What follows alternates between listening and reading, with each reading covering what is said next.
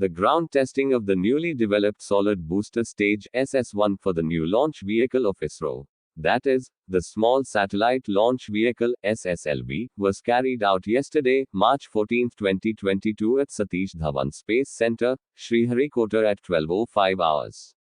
All the propulsion parameters during the test were found satisfactory. SS-1 motor is a three-segmented solid propulsion stage, incorporating many new technologies and innovative processes which includes bond-free joint between the segments, high-power electromechanical actuator with digital control electronics, optimized igniter, and simultaneous propellant casting of all segments, which have been successfully validated in the ground test.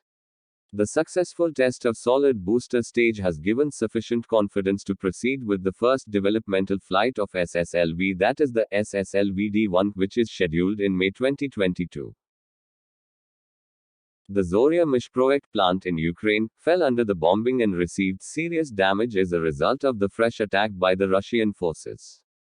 Zoria Mishproek plant is where gas turbine engines for Indian ships are manufactured, and India was supposed to get two gas turbine engines, GTA M7N2, which had to power new multipurpose Talwar class frigates that are at advanced stages of production in India, which likely will be delayed.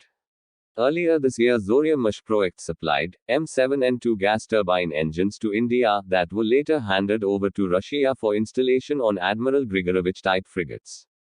The launch and induction of INS Tushil and INS Tamala, first two lead ships that are currently going through assembly and fittings at Yantar shipyard in Russia, will be ready in the latter part of 2022 and 2023, but two warships under manufacturing at Goa shipyard might be delayed.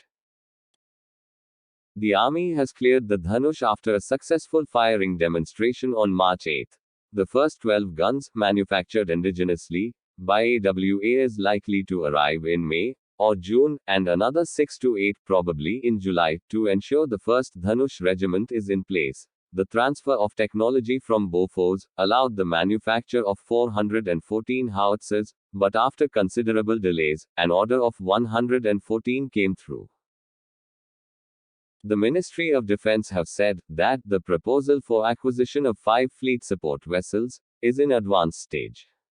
For design and construction of fleet support vessels, Hindustan Shipyard Limited (HSL) has entered into a collaborator contract as per extant procurement procedures. Presently, the case is at advanced stage of negotiations. The primary role of the vessels would be to replenish ships of the Indian Navy with fuel, food and various other supplies. With a length of 230 meters and a displacement of 45,000 tons, these will be the heaviest and the second largest vessels to be in operation in the Indian Navy fleet.